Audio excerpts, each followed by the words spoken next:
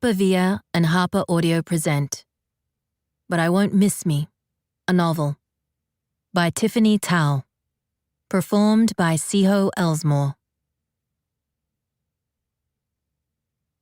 For my mother and the mother figures in my life, and for my two little clouds. Therefore, since we are surrounded by such a great cloud of witnesses. Hebrews chapter 12, verse 1. 1. Vivi. 1. The shock was not sudden, but creeping, like sitting in a bathtub of warm water turning cold. My stomach had been bubbling with hope when Acek had turned the key and opened the front door. But as I wandered through the new house, an invisible weight descended. My head began to ache. Cloud felt heavy in my arms. Acek pulled open the curtains to let in more light. Disturbed, they released a dry shower of dust and the faint scent of mold. "Can't rent a place in the city this size for this price," he observed in his gravelly monotone. "Never," I murmured, trying to sound appreciative. Which I was, genuinely. What would I have done if it weren't for Acek? Where would Cloud and I have gone?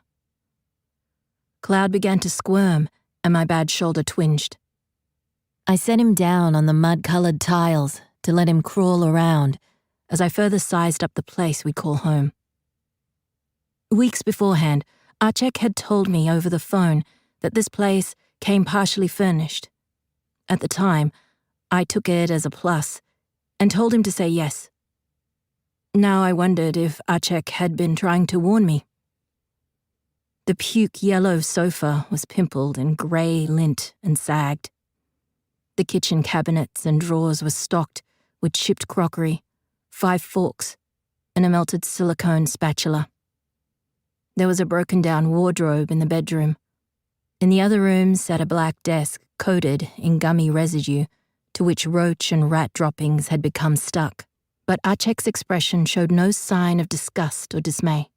And I recalled what my sister had said once about how Gabe had spoiled me, and I felt, guiltily, how she must have been right. Splitting up with Gabe meant leaving all that.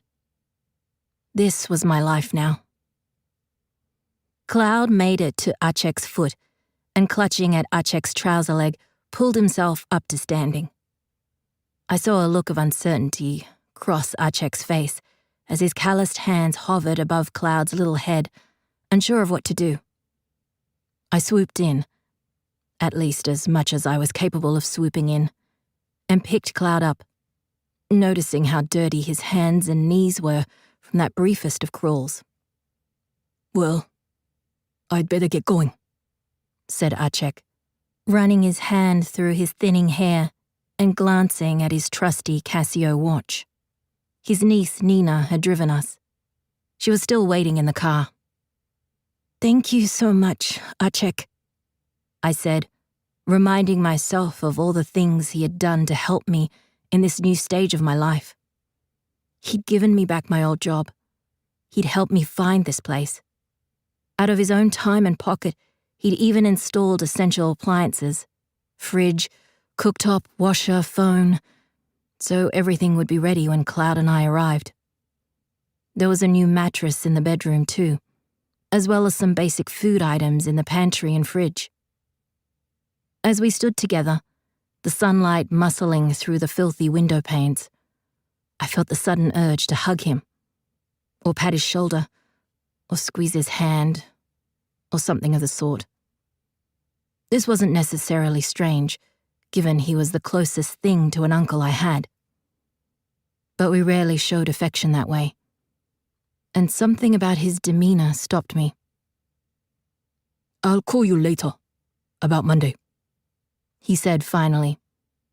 "Take the weekend to rest and settle in." I nodded. Monday was when I'd start work. He'd already mentioned there was an employee carpool. Nina would pick me up. Then he said goodbye and left. I studied the bus timetables Acek had stuck to the fridge. Cloud plucked off a magnet and tried to pop it in his mouth. I pried it from his fingers and bent down to pick up the fallen timetable, but my thighs were too weak to lift us back up. We sank to the floor. Unfazed, Cloud crawled off my lap to explore the kitchen. Kneeling, I stared into the blankness of the fridge door, and the most horrible feeling flashed through me, though I couldn't name it then, or now. That was more than a year ago. I've grown used to everything. The dust and grime has never gone away, no matter how much I clean, but it's become familiar after living here so long. It's our dust now, our grime, our sticky, dropping studded desk, which I've draped in a plastic tablecloth and piled with the 2 empty suitcases so I never have to be reminded of its surface. Our broken down wardrobe, which is only a little more broken down than many other items of furniture I've acquired over the past year. Our pimply sofa, where I sit every night after putting Cloud to bed, just like I'm doing now, gathering the energy, which will never come, to fold laundry, to put away dishes, to clean the bathroom, to tidy up the toys. I've even grown accustomed to Acek's aloofness, which I thought I was imagining that day. You can get used to anything, I tell myself, half bitterly, half in encouragement. The memory surfaces as it does from time to time, a memory, of waking up after my rebirth, of soft morning sun streaming through the trees, casting shadows on the private hospital lawn. Hey. It's Gabe's voice, soft and cool as the pillow against my cheek. I roll my head away from the window to face my husband. He is sitting by my bed, eating yogurt and berries from a bowl, probably from the cafe downstairs. Spending the night in the hospital has only accentuated his effortless good looks, his thick black hair more tousled than usual, light stubble throwing his chiseled but boyish features into relief. How do you feel? He asks, taking my hand. I think before answering. Good. I feel good. It's actually true. A fleck of purple-stained yogurt flies from his laughing lips. See? Told you you'd be fine. Where's the baby? I ask. I haven't named Cloud yet. Gabe presses the call button. They'll bring him, now that you're awake. How long did it take? I ask. An hour and 20 minutes. I stare. That's it? Gabe laughs again, that easy, disarming chuckle of his. You were a hungry girl. I don't know why I'm so surprised. Everyone told me it would be this way. Quick, with no recollection of pain.